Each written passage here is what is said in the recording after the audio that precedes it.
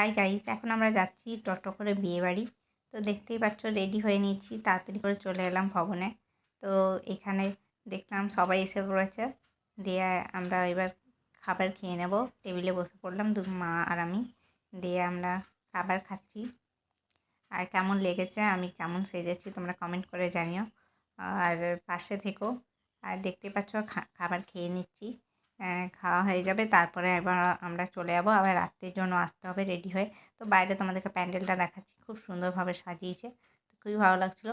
আর রাত্রেও খুব ভালো লাগবে দেখতে, দিনে চকচক করছিলো।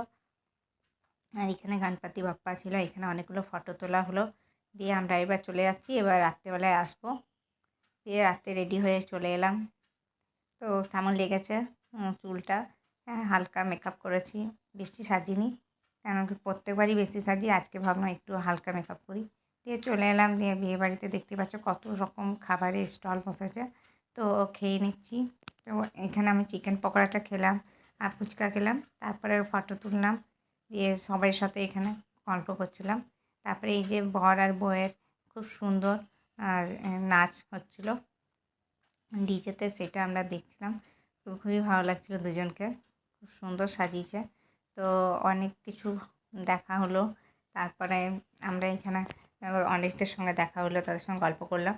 তারপরে আমরা খাবার টেবিলে বসে পড়লাম, অনেকটা রাত হয়ে গেছে। তো সেই জন্য বসে পড়লাম। দিয়ে এখানে খাবার খেয়ে নিচ্ছি। আর খুব সুন্দর মেনু কার্ডটাও খুব সুন্দর করেছে, তো তোমাদেরকে সেটাও দেখালাম।